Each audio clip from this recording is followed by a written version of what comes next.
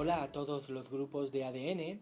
De nuevo estamos aquí con la compañía de Pedro en el soporte técnico y audiovisual y con la idea de recordarnos algunos aspectos importantes que nos puedan ayudar en la lección de hoy, que es la lección número 7.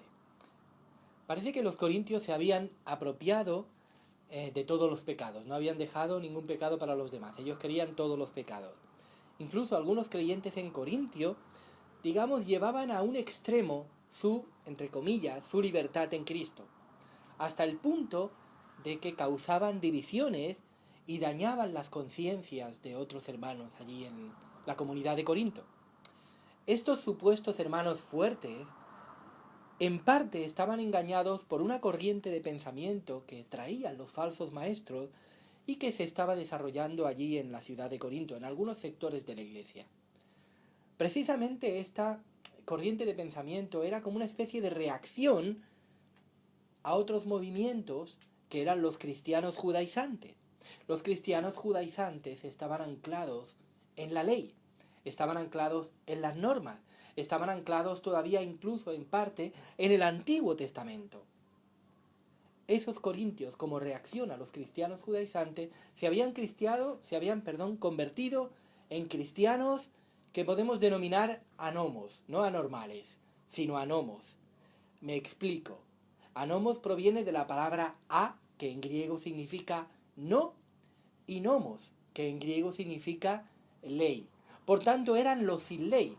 Eran los que vivían en una dimensión espiritual que sobrepasaba la ley. Habían superado la ley. Eran los, entre comillas, espirituales. De manera que con ellos no iban las normas, con ellos no iba la ley, porque habían alcanzado un plano más elevado, un plano más espiritual. En ese sentido, eran completamente libres. Esta corriente de pensamiento completamente, digamos, contraria a los judaizantes, había calado en algunos sectores en la iglesia de Corinto.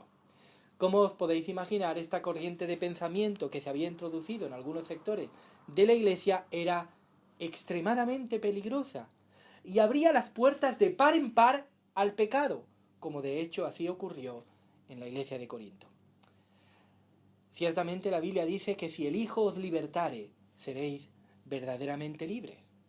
Y está claro que como hijos de Dios tenemos libertad. Cristo nos ha liberado, pero Cristo nos ha liberado de la esclavitud del pecado.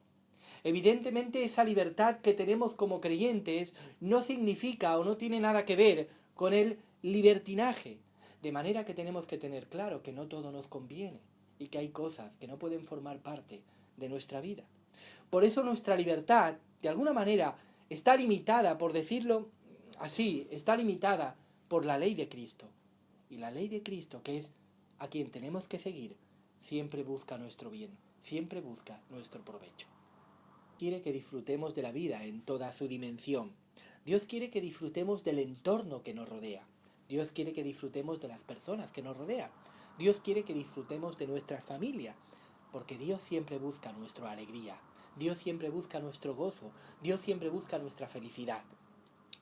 El Salmo 16 dice que en la presencia del Señor hay plenitud de gozo, delicias a tu diestra para siempre. De manera que es verdad. Dios no es un aguafiestas, ni es un tirano que no para de darnos órdenes, normas y leyes que acaban coaccionándonos en todo y que acaban limitándonos en todo. Al contrario, las palabras de Dios siempre buscan nuestro bien, siempre buscan nuestra felicidad. Por eso dice el Salmo que los mandamientos de Dios no son gravosos, porque buscan nuestro bien, en todos los aspectos, no buscan coartar nuestra libertad. Aunque ese bien evidentemente muchas veces nos lleva y nos tiene que llevar a la obediencia al Señor y a la palabra y al dejar de lado cosas que el Señor sabe que a la larga o a la corta nos van a hacer mucho daño. Ahora, el sentido del pasaje nos empieza a cuadrar en cuanto al respeto a la conciencia que le debemos a nuestros hermanos. Independientemente de nosotros, independientemente de nuestros sentimientos, independientemente de nuestras convicciones o de nuestra conciencia, nosotros tenemos que actuar siempre en respeto y consideración hacia nuestros hermanos. De manera que cualquier cosa que ofenda a mi hermano, debo evitarla. Y todo esto porque evidentemente no hay cosa peor que ser piedra de tropiezo a nuestros hermanos. Jesús dijo que más vale que se nos ate una piedra de molino y ser al cuello y ser echados al mar, que no hacer tropezar a uno de estos mis pequeños. No hay cosa peor que ser de piedra de tropiezo a los hermanos. Ahora no sé si habéis leído la cita de Max Lucado, supongo que sí, donde él nos recuerda que Jesús tiene una meta a la cual llegar, y que nada le distrae de esa meta, hasta que la termina. ¿Y cuándo la termina? ¿Cuándo termina esa meta? Max Lucado nos recuerda, y yo estoy de acuerdo con él, en que Jesús acaba su meta en la cruz. Concretamente en la cruz cuando él dice aquellas palabras, consumado es. Ahí Jesús acaba su meta.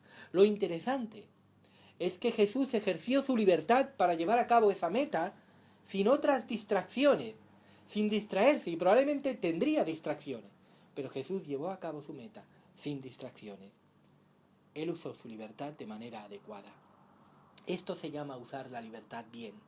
Esto se llama usar la libertad para hacer la voluntad del Padre.